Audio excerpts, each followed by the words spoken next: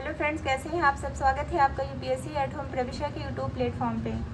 हम जो daily 5 question की आंसर राइटिंग कर रहे हैं उसी सीरीज़ में हमारा क्वेश्चन है जीएस पेपर फर्स्ट से। आप लोगों को जो हमारी मेंस की सीरीज़ चल रही है कैसी लग रही है, और संडे को जो एसए स्पेशल की एक सीरीज़ चल रही है वो कैसी लग रही है, हमारे कमेंट सेक्शन में ज़रूर बताइए। आज का क्वेश्चन है कि वे कौन से कारक हैं जो शहरी क्षेत्रों में मलिन बस्तियों की आबादी और मलिन बस्तियों के सामने आने वाली समस्याओं के कारण बनते हैं। मलिन बस्तियों को कम करने के उपाय सुझाइए। क्वेश्चन को एक बार फिर से देखेंगे कि वे कौन से कारक हैं जो शहरी क्षेत्रों में मलिन बस्तियों की आबादी और मलिन बस्तियों के सामने आने वाली जो समस्याएं हैं उनके कारण बनते हैं। मलिन बस्तियों को कम करने के लिए क्या उपाय हैं उसके बारे में हमें बताना है। तो सबसे पहले हम क्वेश्चन की फॉर्मेटिंग करेंगे। क्वेश्चन के इंट्रो में हम क्या दिखेंगे, इंट्रो में हम बताएंगे, इंट्रो की स्टार्टिंग हम कुछ डेटा के माध्यम से करेंगे। जैसे मुंबई की 60% आबादी झुग्गियों में रहती है। इसके बाद में इसकी समस्या की प्रासंगिकता को बताते हुए शहरीकरण और SDGs 11 से जोड़ेंगे।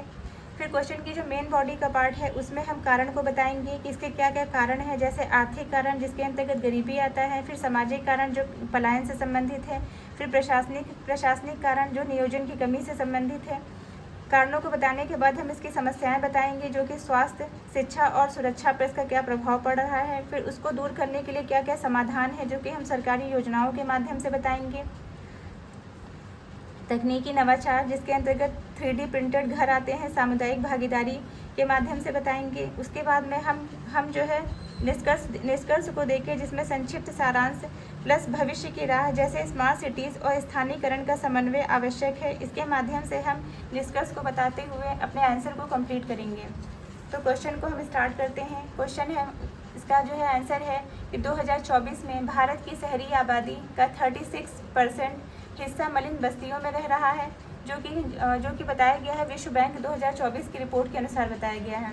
विश्व बैंक 2024 की रिपोर्ट के अनुसार ये बताया गया है कि जो 36% जो आबादी है भारत की वो मलिन बस्तियों में निवास करती है, जिसमें मुंबई अकेले ही 60% झुग्गी आबादी के साथ वैश्विक स्तर पर चिंताजनक स्थिति में है। यह समस्या कोविड-19 के बाद और भी विकट हो गई है, जब प्रवासी मजदूरी की वापसी से शहरी दबाव बढ़ा हुआ है। तो ये हमने कुछ डेटा के माध्यम से जो कि विश्व बैंक की रिपोर्ट के माध्यम से जो है दिए गए डेटा के माध्यम से इंट्रो कंप्लीट किया। अब हम क्वेश्चन की जो मेन बॉडी का पार्ट है उसको देखेंगे कि इसके कौन कौन से जो है प्रमुख कारक हैं। पहला क्या है, आर्थिक असमानता में वृद्धि। इसको भी हम एक रिपोर्ट के माध्यम से देखेंगे। ऑक्सफैम रिपोर्ट 2024 के अनुसार शीर्ष 10% भारतीयों के पास 77% संपत्ति है, जबकि झुग्गी वाला $1 प्रतिदिन से कम पर गुजारा करता है। दूसरा क्या है, जलवायु प्रवास। इसके अंतर्गत जलवायु प्रवास में क्या है, उत्तर प्रदेश बिहार से जलवायु शरणार्थी दिल्ली NCR में अवैध बस्तियां बना रहे हैं। उत्तर प्रदेश और बिहार से जो जलवायु शरणार्थी मतलब जो कि बाढ़ से, सूखे से जो प्रभावित हैं, वो दिल्ली NCR में अवैध बस्तियां बना रहे हैं।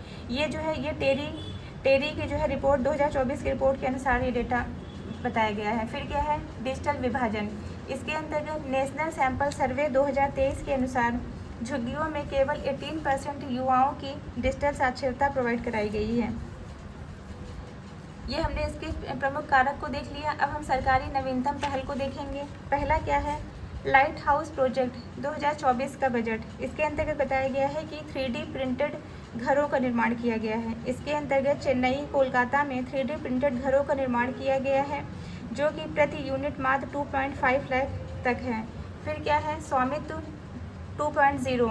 इसके अंतर्गत झुग्गियों का डिजिटल मैपिंग ड्रोन सर्वेक्षण के द्वारा किया जाएगा। मतलब ड्रोन सर्वेक्षण द्वारा झुग्गियों का डिजिटल मैपिंग किया जाएगा, जिससे जो है योजनाओं तक जो है जिससे गवर्नमेंट के द्वारा जो योजनाएं चलाई जा रही हैं उन तक सीधे पहुंच प्रोवाइड हो।